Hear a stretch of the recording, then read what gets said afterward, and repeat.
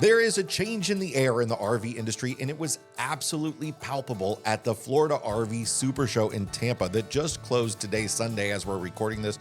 We just returned, and we're going to share all of our thoughts and impressions from the show, from all the new brands, the new models, the new brands that were able to attend the show for the first time at the largest Florida RV SuperShow ever. This is the RV Miles Podcast. Welcome to episode number 393 of RV Miles. I'm Jason. And I'm Abby, and we are two RVers who have been crisscrossing all over North America on one epic road trip since 2016. Here at RV Miles, we talk all things RV and outdoors, from industry news to travel destinations, giant RV shows, and so much more. Welcome back, everybody. We just returned to the Quad Cities area, the middle of the Midwest, where there is snow on the ground and so cold in the air. But guess what? It's pretty much exactly the same in northern Florida right now. So we didn't really miss out in returning back here. They're under cold warnings. They did. I did see people share snow on the ground in Florida this morning. It looked a lot like what's right outside our window right now. So yeah. It was interesting because the first day of the show, the industry day, it was nice and warm, and then the first public day of the show got kind of a little bit cooler, but it was still really nice out. And then the second day of the show, the Thursday, was so windy. It was cold, but the wind was really the problem. Boy, those poor vendors outside were really. It was like we brought the winter with us. So I apologize for that. I mean, we had a wonderful time in Orlando. So we did like a weekend in Orlando. Of course we did. We did a couple of days at Disney, and we'll talk more about that in our detour podcast that we do for mile marker members, including in that detour, we will be talking about how we had to run through the Orlando airport in order to make our flight because they were literally looking for us. So it was an adventure.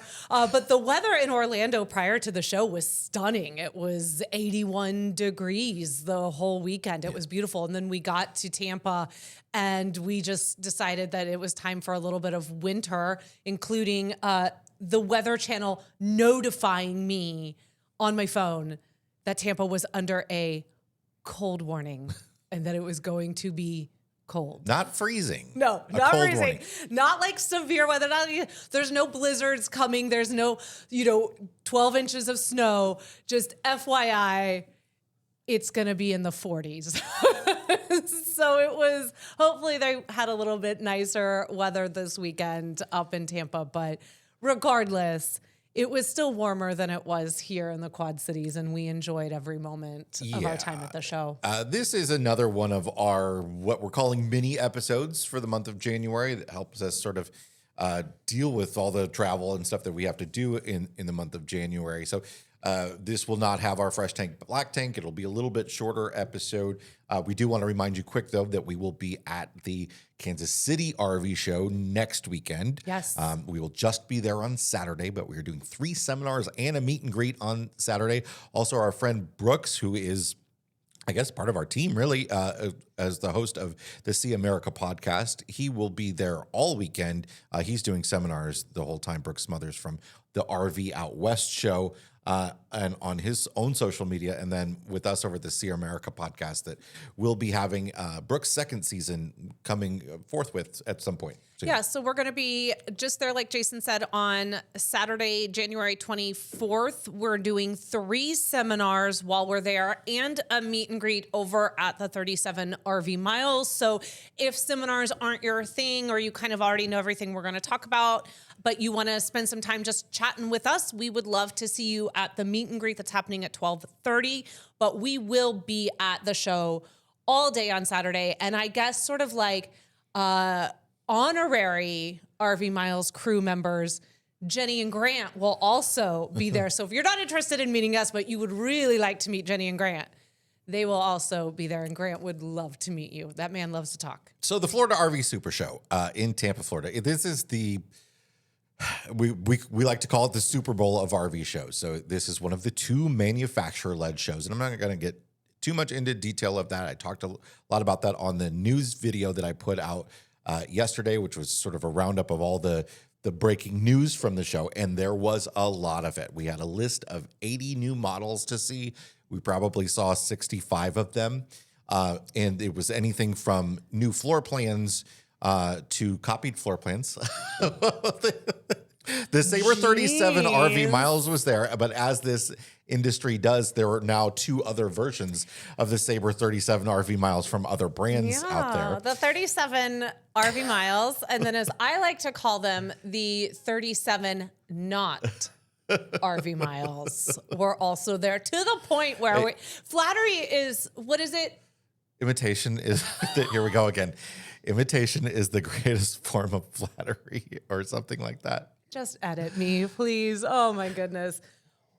It is lovely to see that we worked with the great team over at Sabre to create a floor plan that was clearly so well received last year that other brands felt that almost just step by step, square inch by square inch, they had to do the exact same thing. Because when we walked into one of them, I just went, whoa, this is literally our RV, just with a different. It was like walking in into an alternate universe. Right.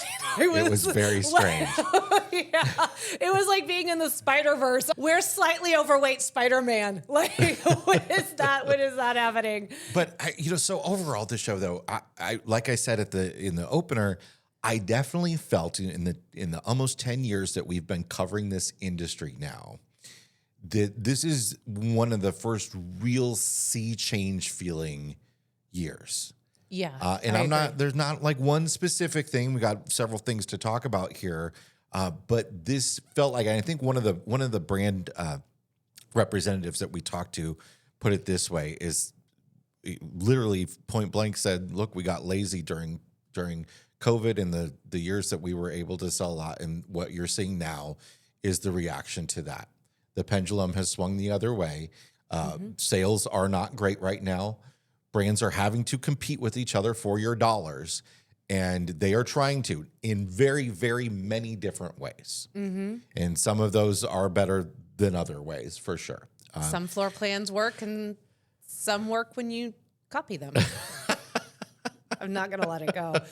I think that you're absolutely right. So this is our 4th year at the show, and this is the first time that I left the show or was actively at the show feeling invigorated, feeling stimulated by what I was seeing, feeling like every time I went into a different section of the show, every time I went into a different manufacturer, there was a potential to see something I hadn't seen before, to see progress that I have never seen at the show. Our very first show was in 2022. So we're coming right into these shows in the kind of height of the pandemic sort of manufacturing world. Yeah. And so to walk in 2026 and to feel like I could have spent several more days at the show and still felt like I had so much more to see.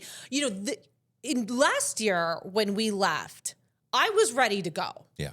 I had seen everything I needed to see. It was not the case this year. Well, we'll get into another reason why that was in a minute. But first, there were just some big sea changes. Yeah. We saw Keystone taking the opportunity of their 30th anniversary to entirely relaunch Montana from the ground up. Both Montana and Montana High Country are entirely redone. Heartland, as we know, last year became a Jayco subsidiary. Both of them are Thor subsidiaries, but Heartlands are built by Jayco now. Heartland fired all of its management, who went over and started Axiom, and Heartland is sort of relaunching. And it is a wildly different product. Whether it's better or worse is for you to tell us in the future, but it's different. Ember relaunching their touring edition. Coleman doing fifth wheels, not for the first time, as we learned. Coleman did fifth wheels like 15 years ago, but Coleman doing fifth wheels again. And there are just a lot of examples of this sort of relaunch of a brand for travel.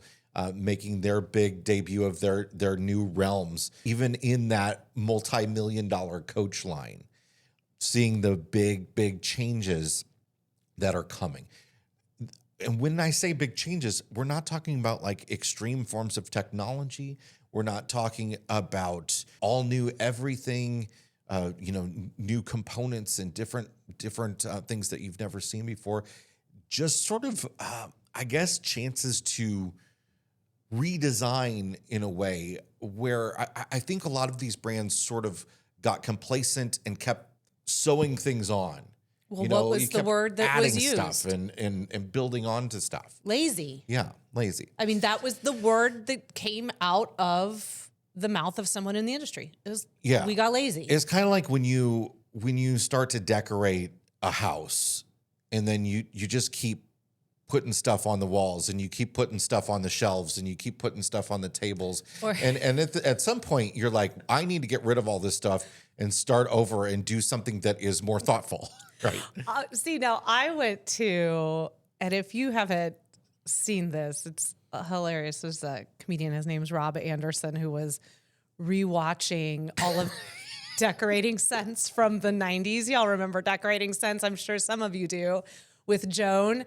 And one of the episodes was she was interviewing a homeowner who had turned the mold that was growing on her walls in the hallway into basically like decorative art. And just as you were talking, I thought, that's kind of what this has been. We have been taking the mold of what has been going on in the industry and trying to turn it into art. And at some point, as of now, when we look at Decorating Sense all these years later, and you're just going, what are we doing here? That is mold on your wall that you are trying to pass off as decoupage. Like, get out of here with this noise. Well, I think, one of the things I'm seeing is, we've both talked about this significantly over the past few weeks, is that one of the things we predicted to happen for the industry this year was a new focus on quality. Yeah. And I feel like I have to give that a caveat every time I say that. I know. Because I know people in the audience are going to laugh at quality improvements. Whether they end up being positive improvements or not, the brands are clearly looking at selling you on their quality. And that's a change that we've seen. And with that change has come improvements in warranty. Keystone and Heartland both improved their warranty as part of their rebranding process. And then Grand Design, for whatever you might feel about Grand Design for the issues that they've had over the past few years, particularly with their frames, they clearly are leaning hard into saying, hey, well, okay, we're going to do something entirely different. Well, they have to. Yeah. They don't have a choice. Yeah. The industry doesn't have a choice. And I think, I'll speak for myself, I'm done with the caveat. I'm not going to give it a caveat anymore. Time will tell. There is a narrative in the industry that they are telling us we are focusing on quality. Now, time will tell if they are truly doing that. And the only way that we will know that is as we get further into this year. I'm not caveating this anymore. Either we want the industry to succeed or we don't. Like, that's just the way it is. Yeah, I want the industry to succeed. So I'm going to... Sure. The caveat is like me saying that when I keep saying, I don't want people to think I'm saying quality is improving. I don't know. No. I understand if that. Quality is improving. I'm speaking to the naysayers out there who you have to keep making this caveat it's not just for naysayers. But come on, Jason. I'm with them too. But I think we all know that when we start, and this is a conversation you and I have a lot. Well, I think that when you and I are on two different sides of the field on this.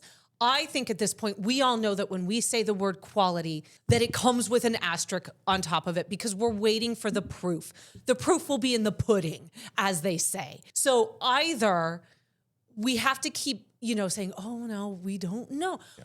We all know what this story is now. Okay. We all know there's a quality issue. We all know that they have to stand up and do something about it. And we all know that if they don't, this industry isn't going to survive.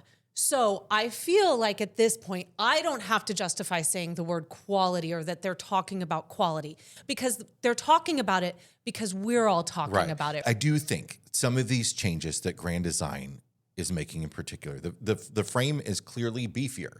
Whether it will ever have problems or not, I'm sure some will. Will it have less problems than the old frames? Probably. Hope so. And it's going to be on all of their fifth wheel models.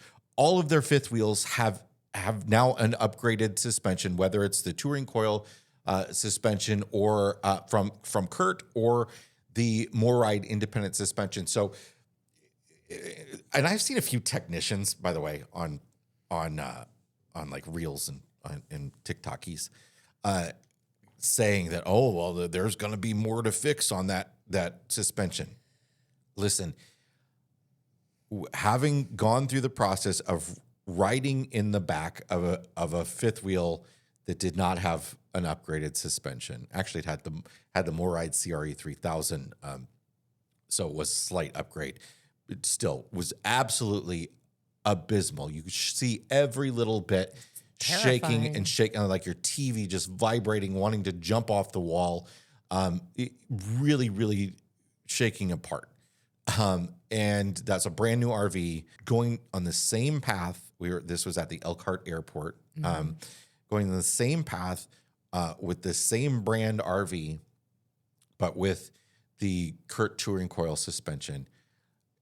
I'm not going to say there was no shake, but it's a dramatic increase. As our friend Chris over at Ember RV says, the leaf spring suspension is wagon train technology. And we conquered that many years ago. Yeah. And it's time to move on. Yeah, there's grease fittings that you got to maintenance, and there's going to be shock replacements in the future. But we're talking about not having the trailer, especially these big, heavy, massive fifth wheels, shake apart. It is going to be an improvement, as we experienced with the Ibex, and as many people have experienced who have had independent suspension.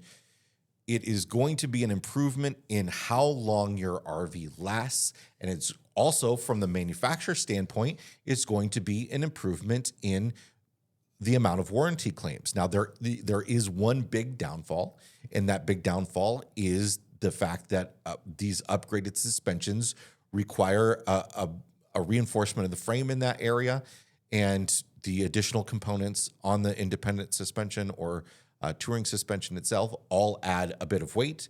So you can tend to lose a little bit of cargo carrying capacity with them. But I think what we have heard in the past is that customers do not want to spend money on something invisible. And that's the line that manufacturers and dealers have given us about these upgraded suspension, that it's invisible, that the customers see a floor plan with it and a floor plan without it, and it's a few $1,000s cheaper, and they're going to go with the cheaper one.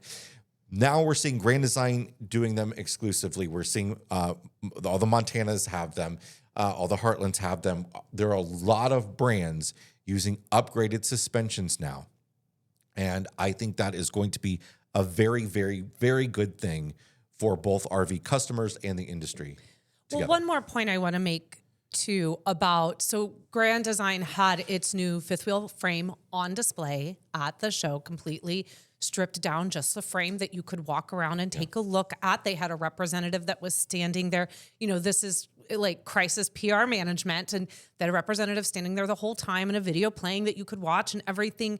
And there was a lot of that. So the words quality, the frame on display, this independent suspension, this new rebranding, it's not by coincidence that all of these things happen at this show.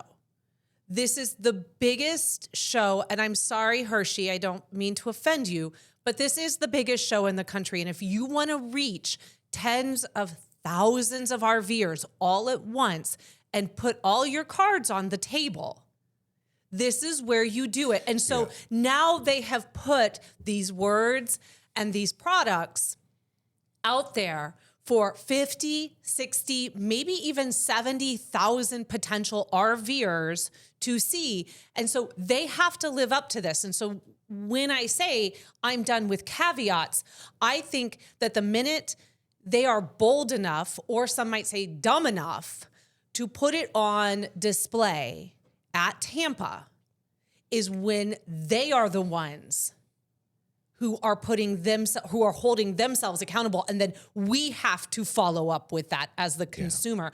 So we will see if what they brought to Tampa, to all of us, from the single axle, tiny little $5,000, $6,000 trailers, all the way up to the improvements being made in the $1 million RV range. If you don't think you as a consumer have a voice in this, every potential price bracket was touched at this show. They're all reacting to what consumers are saying.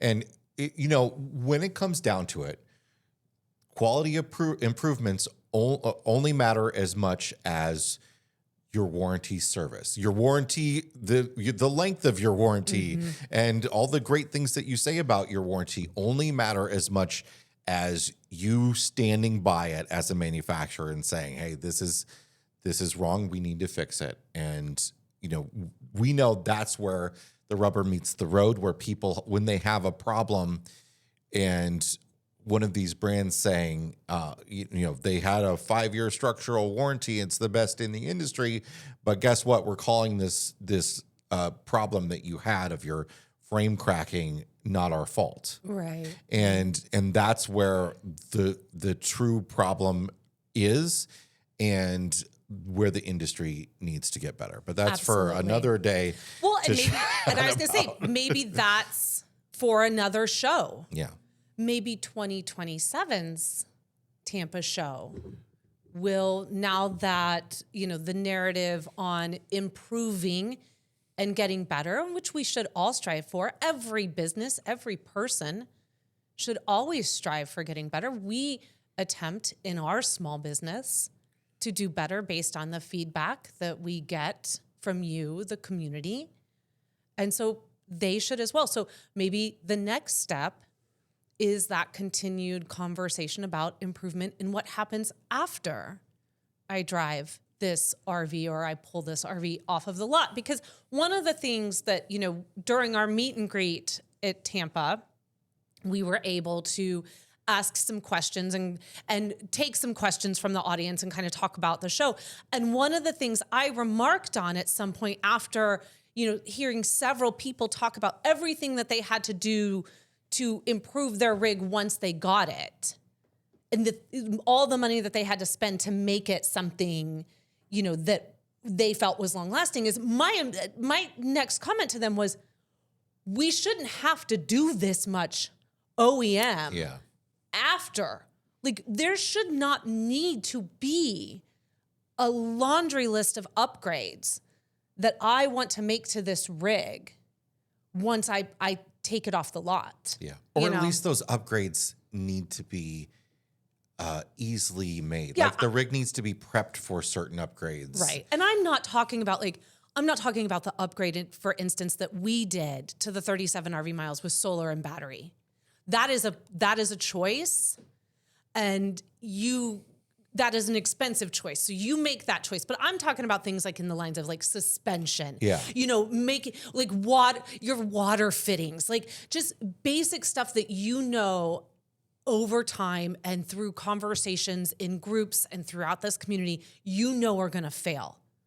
Right? Like, it's stuff like that I think is maybe the next progression of the conversation between the community and tires and just things like that. Absolutely. RV Miles is sponsored by Blue Ox. Chances are you've seen them on the road. That's because Blue Ox designs and manufactures the best towing products in the industry. Just look around. You'll find them on highways and campgrounds and anywhere you find people traveling through the great outdoors. From award-winning tow bars, base plates, and brakes to a full line of weight-distributing hitches, fifth-wheel hitches, receiver hitches, and adjustable ball mounts. With Blue Ox, towing doesn't have to be a drag. Visit blueox.com for more information. More in a moment, but first, this episode is sponsored by eTrailer. Ever feel like finding the right RV part is like searching for a needle in a haystack? Enter eTrailer.com. Whether you're puzzled about which product is right for you or how to install it, eTrailer has you covered. Their US-based customer service is available by chat or phone 7 days a week, and with expert Q&As, helpful articles, and tons of reviews and install videos, you'll tackle any RV problem with confidence. eTrailer strives to get their hands on everything they sell, and their website is full of overviews, reviews, buying guides, and tutorials. And it's not just RV parts. It's towing and vehicle accessories, camping supplies, and more. Head to the link in the description to get free shipping on orders over $99. This was the biggest Florida RV Super Show. It's significantly larger this year. You had mentioned that it is bigger than the Hershey RV show, which is called America's largest. Hershey's name is America's largest RV show. Now, Hershey says that because they have more RVs. Yes. So they're not by much. I think there are, if I remember right, it was like 1,300 at Florida, and then it's like 1,500 at Hershey, something crazy. I don't know the number. Don't quote me on that, but there are more RVs at Hershey. Now, part of that is the Hershey RV show. Not that there's any reason to compare these. No, this is splitting hairs. But people have asked me this quite a bit in the comments from that video yesterday. Hershey also sells, like, you'll go to the Hershey show and it's kind of right after the model year changeover. So you'll see 2025 and 2026 units. Mm-hmm. So that's part of the reason that they're kind of doing some closeouty type stuff at Hershey. But the Florida RV Super Show in Tampa is going to have more people and particularly now more square footage. So what happened this year is the Ford Towing Boot Camp came in, which is something we've interviewed someone from the Ford Towing Boot Camp in the past on the show. We'll link to that in the show notes. But Ford is now touring this towing boot camp around. They've only done it 3 or 4 places now, and they're working on it and honing it. And the people we talked to that did it absolutely loved it. So they have a classroom exercise where you spend a couple hours in a classroom learning some stuff, and then they have a hands-on towing area. And in doing that, they use sort of like it's on the Florida State Fairgrounds, so they use sort of like a horse. Yeah, they were using a horse arena ring. To do that. And that opened up the show at the backside. So there's a whole aisle of the show where there's a lot more floor space. And we have talked many, many times with several brands over the past several years that we've loved. Some of these boutique brands, when I went out to Pebble and talked to them in California a few times, they've always said to me, we really want to go to the Florida RV Super Show. We cannot get in. The waiting list is just too long, and it's hard to get any floor space. Mm-hmm. This year, that all changed, and we saw so many boutique brands. Maybe they only had 1 unit, but then there were some that had several that were really, really interesting and exciting, and there was just kind of more to look at. Some of it's very expensive. Some of it's not. Some of it was actually very affordable. Mm-hmm. I was really impressed with the Live LIV. Yep. They're 100% composite trailers. There's no frills about them, but it's all composite construction, walls, flooring, everything. There's no wood whatsoever, and I thought their prices were pretty affordable. Oh, I was really surprised by the price of the Live, and I think that this expansion of this show has been a long time coming, and I think that I want to clarify when I say that I feel like that the Super Show is bigger than Hershey in one sense, is I mean that not in a disrespectful way to Hershey. It is because at this show, this is where we see what is new and what is coming and what is changing. And that there used to be more of that in Hershey. And they don't want to do that now. What we've heard from manufacturers is we don't want to put something out at Hershey that then will be copied in the next 2 weeks before we show it to dealers at the Elkhart Open House, which is where they fly in all the dealers to look at everything and all the different brands that happens in late September. And literally it can happen that quickly. So they don't want to be copied. So they don't show stuff at Hershey anymore. I literally thought that was like, oh, come on now. Like, you really think like, it's true. And then I walked into the then 37 you walked into not a copy RV of miles, our unit. and I was like, oh, I get it. And, I understand that too. You don't want to, something you've worked on and you don't want to unveil it until it's, can be purchased, right? Until you can have someone can go and they can get it on the lot.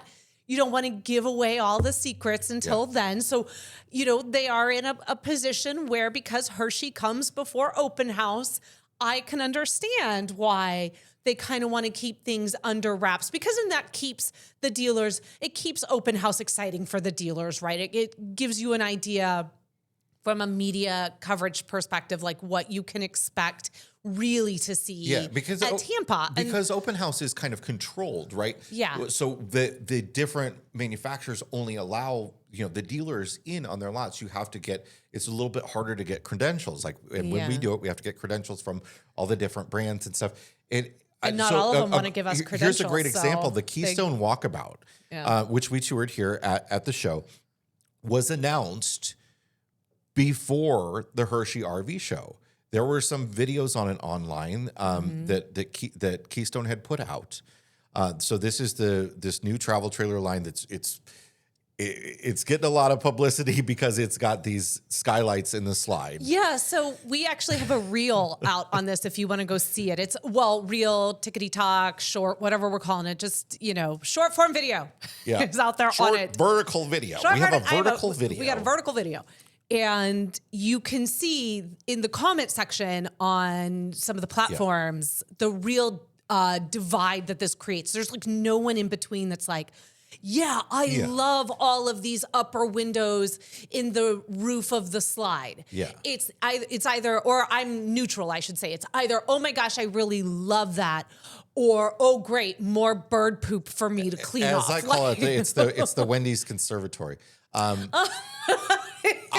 If you know what he means, you know what he means. The Wendy's atrium. I'll go on record and say that I don't quite get it. I don't quite love it. I am in the middle on it. So this is one of the new 80 that we saw, and probably one of the ones that has sparked the most conversation amongst the community because of these roof windows in this big slide, where you sit. It's the windows are above the couch in the sort of living space and then it's a big slide that comes out.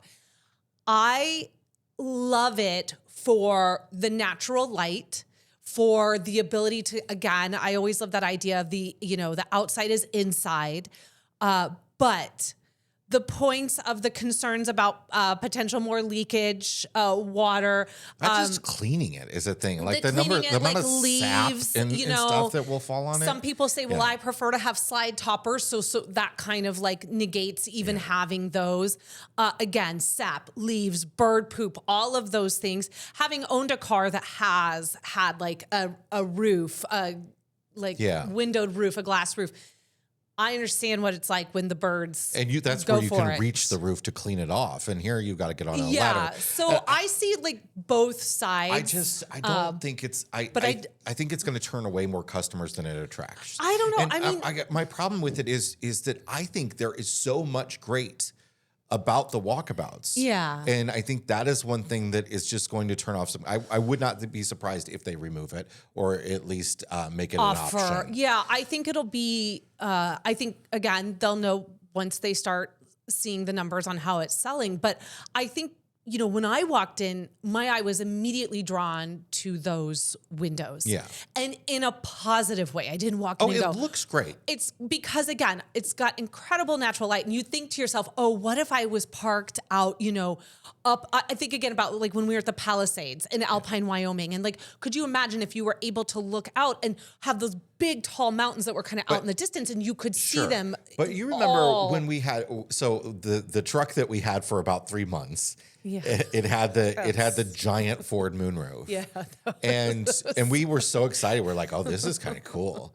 And we don't miss that at all. Oh, no. I mean, it's just one of those things that's kind of cool, but like, man. Yeah, but I think in the truck for us, that was just like, for us personally speaking, that was just a level of bougie that like didn't really work for us. Yeah. I mean, now air conditioned seats, give me those all day long, right? So anyway, But back to the point about show. Walkabout is that There's so much for this being a mini. It was announced before the Hershey RV show, so everybody thought we'd see it at the Hershey RV show, and it was not at the Hershey RV show. So this is the first time most of us have been able to see the Walkabout in person. Now, there were a few debuts at Hershey this past year, but I think the industry has moved more and more away from big debuts at Hershey and more to just maybe there's some new floor plans and stuff like that. And, Hershey will always sort of remain important. It's because a huge show. It will always be a huge show and remain important because of the fact that it gives a large swath of the country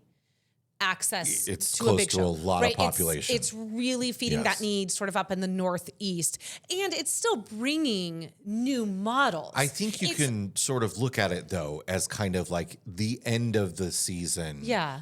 Where there's going to be some closeouts. There's going to be getting rid of some of the previous model year stuff with some new stuff as well, where this show is kind of more now the beginning of the season, where it used to feel like Hershey was the kickoff to the new model season. It feels more like the end of the previous model season. I look forward to going to Hershey this year. So this will be my first time at Hershey. Hopefully it will work out that we both can go. That's a kind of a tough time of year. I know that you have been, but I do agree with you. I feel, and I've always kind of felt this way, that January and that the Super Show really is the kickoff to the season, and that is why we do the predictions episode that we kind of do on a pretty regular basis before Tampa. Because even though the model year changeover technically happens in the summer, it just kind of feels like that's now when they're doing new colors. But again, I think this is just splitting hairs. Yeah. And so of this new stuff, let's get back to what was exciting to you of some of the new brands that were able to access the show for the first time? The biggest standout for me was Novo, which is a Class B brand that we've been kind of following for a while now and been really interested in, but have never had a chance to actually meet the team behind it or get ourselves into one. And for me, that was one of the, I don't really want to give like best in show because this isn't a, Christopher Guest movie, but but I do think that I really liked Novo, and I liked them even more once I met one of the founders and I met the team behind Novo. When you see stuff really up close too, sometimes when you see stuff up close, it's worse and sometimes it's better. And this was definitely a better scenario. And some of the boutique brands, the smaller brands, the newer brands that came to the show maybe had one unit. Maybe had 2 or 3 units. And Novo really had a big space with lots of units. I think they brought 5. There's at least 5, maybe 6. Maybe 6. Yeah, I think it was really refreshing to see something in person that matched the curated photos that you had been seeing in a press release or you had been seeing online. To see the two things look one in the same. Yeah, it's simple stuff. Like it's like this is real handcrafted carved wood and not something that's been run through a CNC machine or something like that. This drawer is the exact depth of a wine bottle. So you can put a wine bottle in or the exact depth of a Keurig machine. Man, they could not have spoke when we were talking to Paul, who's one of the founders of Novo, when he was like, you can put a wine bottle in here or it fits an espresso. And I just looked at him and I was like, did you research me before we sat down? Because you could not be speaking my language more if you tried. And it's stuff like that. It's the craftsmanship of it. And we saw that in other rigs too. But one thing about them that I think is worth noting as well is that they are manufactured in Las Vegas. Yeah. And so they are manufacturing Class B vans, vans that are being designed to be taken out and taken anywhere and get out there in the off-beaten path, live anywhere. They are designing them and building them in a section of the country where they can actually go out and test them out and do that. And they do that. They do put people, real RVers, into their prototypes. And they say, take this prototype out. Tell us everything bad. And tell us everything that's wrong with it. Tell us everything about it. Don't sugarcoat it. And I think that is so smart because while it's great to have a place like an Elkhart where we can go and see everything all at once, and that's really convenient from a coverage standpoint, to be manufacturing something that you're designing to take anywhere in any kind of terrain, and then be manufacturing it and building it in a part of the country where that terrain is a little bit more accessible than in Indiana, I just think speaks a lot to how thoughtful that particular company has been about what they are building. They're only building vans. I understand for other manufacturers that are building vans and fifth wheels and travel trailers and Class A's, those are all different, meant for different scenarios. We particularly loved the Novo Plus, which is on the Ram ProMaster high body. So it's extra height inside, which allowed them to do this really great drop-down bed, which we've seen in other Class Bs before, but a drop-down bed with a full lounge underneath it. Like the biggest surprise. So much space. And it was so quiet. It's just really, really, really well done. And they do great work. RV Miles is sponsored by Liquefied. Eliminate black tank woes with Liquefied RV toilet treatment, the ultimate enzyme-based solution. Their powerful formula simplifies waste management by breaking down solid waste and toilet paper, erasing foul odors, and ensuring smooth tank dumping. Designed with fellow RV enthusiasts in mind, Liquefied offers a clean, fresh-smelling experience that keeps your RV adventures stress-free. Head over to liquefiedrv.com to grab yours today. How about the Bowlus? We saw Bowlus for the first time. Bowlus was beautiful. Now, this is another boutique brand that I actually was not that familiar with prior to the show, and now I've gone and done a huge deep dive. The name on Bowlus them. is like over 100 years old. Yes. They're a streamlined aluminum travel trailer that predates Airstream. And can I say that this was another example of the founder owner being at the show, present, on site, walking around. Yeah. Ashley did this over at Ember too.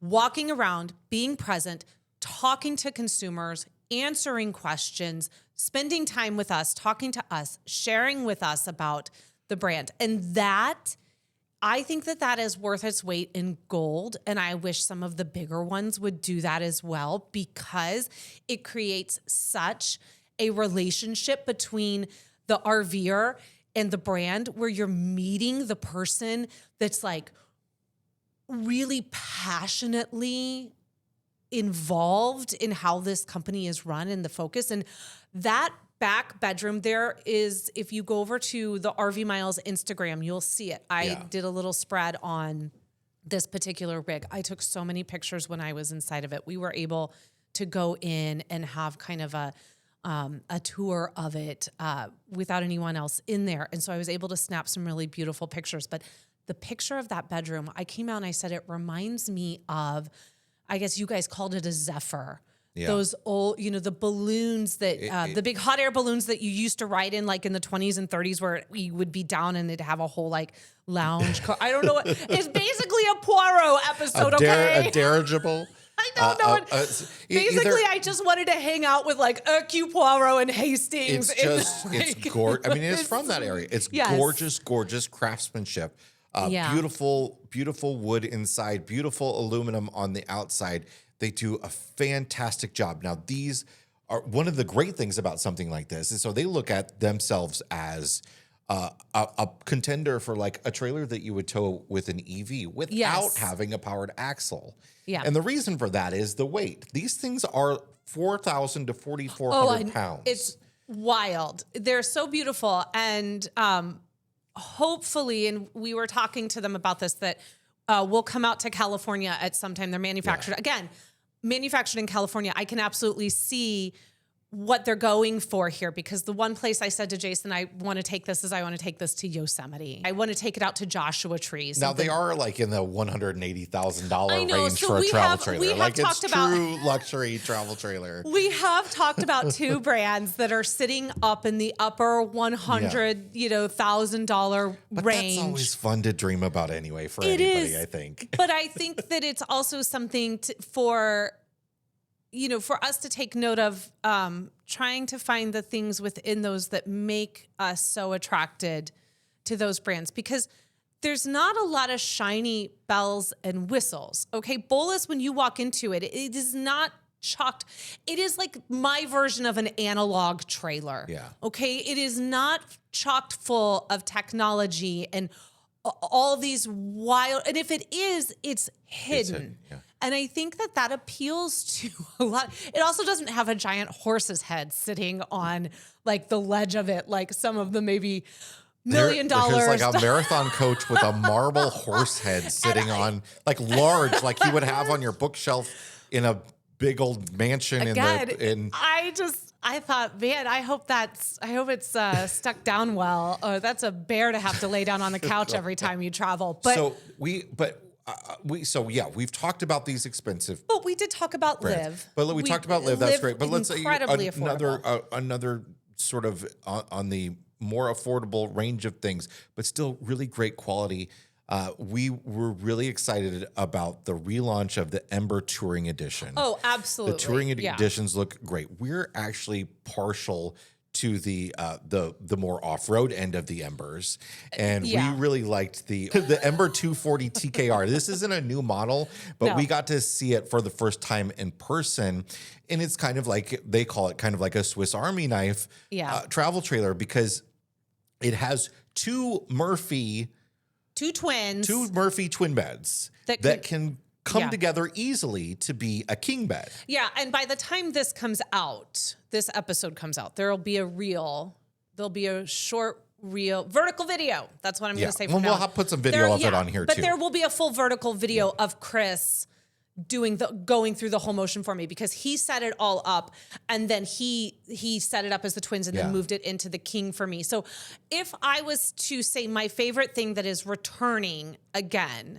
to the show, it is this rig. And if there is a rig that I would say this is the potential for our family's next RV that we want, it's this one. And it's because of the way it's laid out. And it's because so much of what we did to the Ibex to make it ready for Baja to Alaska is already inside this Ember. It's a great bathroom. It's got the potential for 4, maybe more bunks. You've got the Ember Track bunk system that you can reconfigure in a lot of ways. You could put dog kennels in there. You could make it all bunks. You could make it a desk and bunks. And it's a toy hauler. Yeah. So it's got the ramp in the back that is a deck as well. It's just a really great, and Ember's off-road trailers are just really great. They've got, again, great independent suspension. They've got, they've got their Ember parking brake, which is really cool. I love that thing. There's just so much going for Embers, and I really like seeing that brand they've really come into their own. Yeah, they're really finding, years. And we know several Ember owners who have owned Embers for several years who continue to be really loyal and happy with the brand. And I think the reason why it's cool to see the touring edition back, but I think the reason why Jason and I keep going back to the TKS is also because this is a rig that can grow with your family, in the sense of, like, I could see all 5 of us doing if we do what we wanted to do. For instance, if we do what we want to do this summer and we want to take 2 or 3 weeks and we want to head down to California. I could see all 5 of us in that, doing that trip. But I could also see that being a rig where there's only 4 of us or only 3 of us. I can see it just being me and using one of the Exactly. twin beds, leaving the other one up as a sofa and putting gear like a canoe down the middle of it or something like that. Or you and Jack taking it up to Elkhart when you guys go up there to cover whatever. So it's one of those rigs that like you see the potential for a lot of, it can grow with you as you shift as an RVer or your interest shift. And whereas we see like our 37 RV miles as our really great, like sort of almost like summer home RV now, as we've continued to, I mean, we had such great adventures in it last year, but it's one of those that we know now that like some of the adventures we want to go on, it's like we would never take it to Alaska. That's just us. But I would take something like a Novo or this Ember to Alaska. I would take absolutely. it. Yeah. And so it's great to see that one back, but it's also great to see them continuing to come into their own and find their own voice. We have to wrap up here, but before we do, I want to finish off. I want to get your thoughts in particular, and mine as well, I guess, on Axiom. So Axiom RV, new brand, brand new fifth wheel line, giant fifth wheels. This is the former Heartland executives. There were 3 models on display. We finally got to see Axioms in person. They don't do rooftop air conditioners. They do the mini splits. So the roof is higher, which means higher slides, higher ceilings inside. They, I believe they use steel in their sidewalls and not aluminum. There's just a lot of different things going on here. The roof is almost completely void of penetrations other than your couple vents to your black and gray tank. What are your thoughts on seeing Axiom for the first time? So I have a few thoughts. While you sit there trying to not laugh at me saying the word penetration. What is this, a football game? So I like a lot of the thought that has gone behind creating the Axiom, if that's the right way to say it. But I'm not sure that Axiom is quite ready for prime time.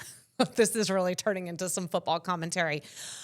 There's a few things about Axiom that I have some concerns about. Right now, Axiom feels a lot like something that I would buy to go put on my RV site that I have bought that I want it to sit there permanently. Kind of feels like a destination trailer when it's not meant to be that. But it's not meant to be. But things like a porch swing that can be attached to the front cap. I saw somebody was saying, "Oh, they can do that because the walls are steel and not aluminum." But everyone, they all have a steel frame right there. I don't understand. I don't. Yeah, it's little things like that. I would love to see. I would love to see Axiom in action, coming in and out of campsites, navigating out of a gas station, a truck stop, things like that, because I have a lot of concerns about that front. The height, the clearance. The clearance of the whole thing. And they've done some content around that.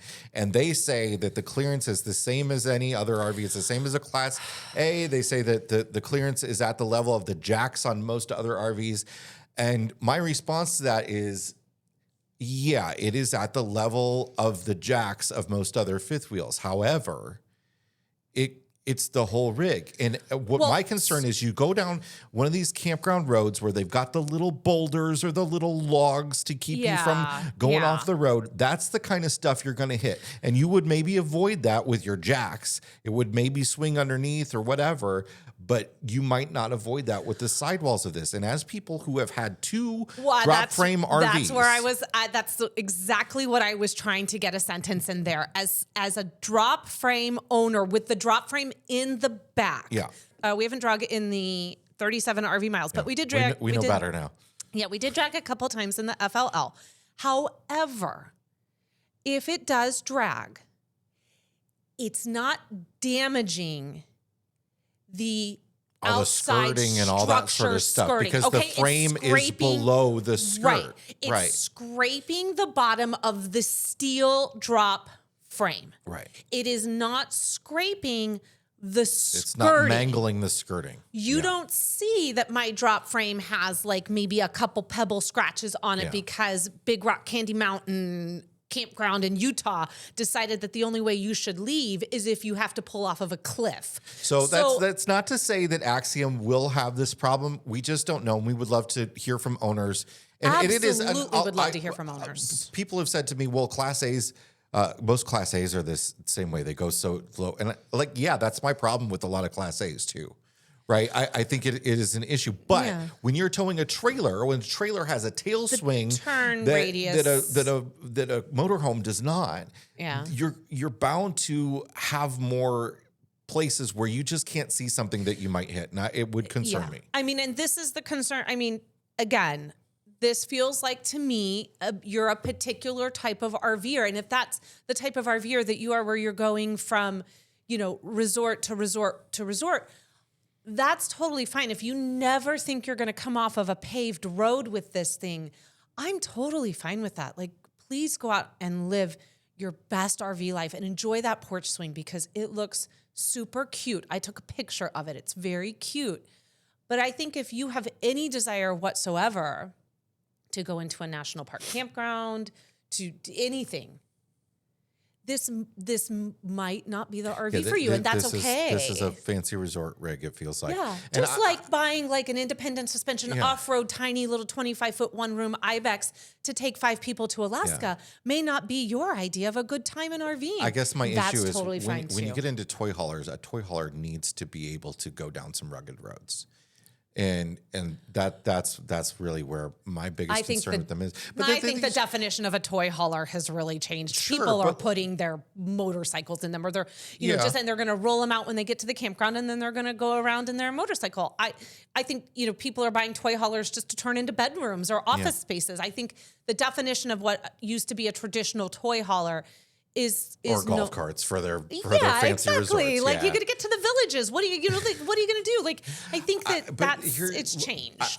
I guess bottom line for me, the thing is they've made some big changes to the way a fifth wheel is constructed, just in order to make it bigger. Yeah, and I feel like they could have made those changes and have them be a quality improvement. Mm-hmm. Instead, we've made a bigger product. I will say one more thing about Axiom, and then I have one more other little nod I want to throw out before we wrap this up. I do very much love the naming of these rigs and the just really not even trying to be subtle, like just kind of vendetta. You've got a vendetta against your former employer. Yes. I think there's also still an active lawsuit between them and their former employer as well about whether they stole trade secrets or not. So there's that going on. Again, this is why we don't show anything before open house. I think it'll be really interesting in a couple of years to see where they've come. Yeah. If they do some smaller rigs, it'd be nice to see how they evolve, what kind of other things they come up with, and what changes they make, what stays. Because a lot of brands. It almost feels like a concept vehicle to me. It does. I don't think they're going anywhere, but I do think they're going to evolve over time. So one more thing I want to point out, because it has stuck with me after several days away from it, and I just have to give a nod to this young woman. I have to give some major props to this young content creator who partnered with Cherokee. Her name is Leah Goodrich, and she was right in front of the Sabre 37 RV Miles, and her fifth wheel was debuting here this year at Tampa. And she's 21 years old, 22 years old. She's an RV content creator. She's got like 500,000, I think, followers on Instagram. Her content is very fun. And she created this rig that is 45 feet. It is really meant, as she lives her life, to kind of just be put onto, I'm sure you can tow it, but she has one campsite that she lives on, and she's going to have this rig there. She has 1 million followers on TikTok. By the way. She has 1 million. See, this is how much I go over to the tickety talk.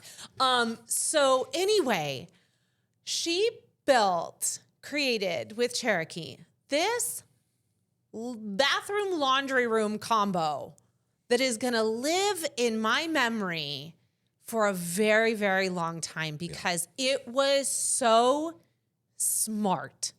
And I just thought, if I was purchasing something that I was taking to my seasonal lot and I was creating, or I was going to be full-time living in it and I was just going to have it stationary, I would want this laundry room. Yeah. It was just double stacked. There was the thoughtfulness of having a hanging rack.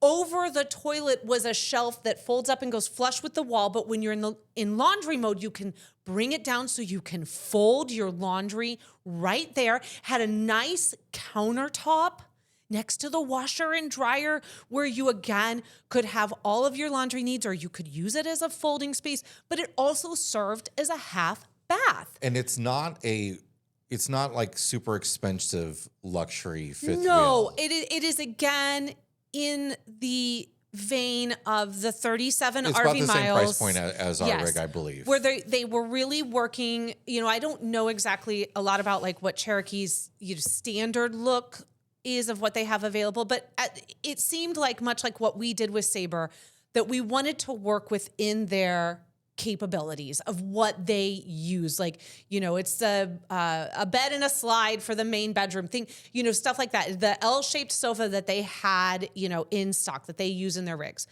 The same seems to have happened here with the creative addition of let's try out this laundry room, or in our case, it was building out that flex space in the back with the drop frame. Yeah. I just have to acknowledge that I think it's really awesome that a young person is able to kind of have that sort of thought process and work with a manufacturer at such a young age and create something that when I walked into it, someone that's been RVing for 10 years, and I walked in and I was like, Yeah. why didn't I think of that? I also love the giant solid butcher block countertop. She's got a dishwasher right. in there. I probably would not want to pull something that's almost 46 feet long. That's just not my comfort level. I feel like we're pushing it with 3. I know 3 feet is What's 3 a feet. couple more feet? A couple more feet is a couple more feet. It's 2 more feet for us to slam into a boulder somewhere, So, but I think that I thought it was really cool. I hope a lot of you got a chance to see it. She was even there at the show, I know, when we were there on Friday. Yeah. So anyway, I just wanted to bring that up. That's it for this week's episode of the RV Miles podcast. Yes, it is. Wow, we really defined the word mini this week, didn't we? So thank you so much for joining us. And as always, if you like the RV Miles podcast, please consider subscribing over on Apple Podcast or Spotify. If you're watching this on YouTube, we hope you will like, subscribe, and leave us a comment. All of these things kind of not only help us get to know you, but tell these platforms that this is a piece of content that you enjoy and that more people should be enjoying it as well. A lot of you know that we are now over on the OG RV Miles channel. No longer is this podcast kept in the wings as the ugly stepsister to the OG channel. We have brought it back into the light. I'm sorry to the subscribers that we lost. Yeah, y'all, come on. Seriously, I could not believe that y'all bounced. It's all right. I mean, you do you, but like, I'm sorry that my presence just literally was like, unsubscribe. But we don't mind. We're glad to have all of you that are here with us each and every week. So thank you for being here. If you would like to learn more about our Mile Marker membership and the Detour podcast and all the other perks that we do for Mile Markers and how you can support this channel, please go and visit rvmiles.com/milemarkers. Every bit of your support goes right back into this small business. So thank you to our current Mile Marker members for believing in what we're doing here. And until next week, friends, please stay safe, stay healthy, and keep logging those RV miles. Bye, everybody. Bye.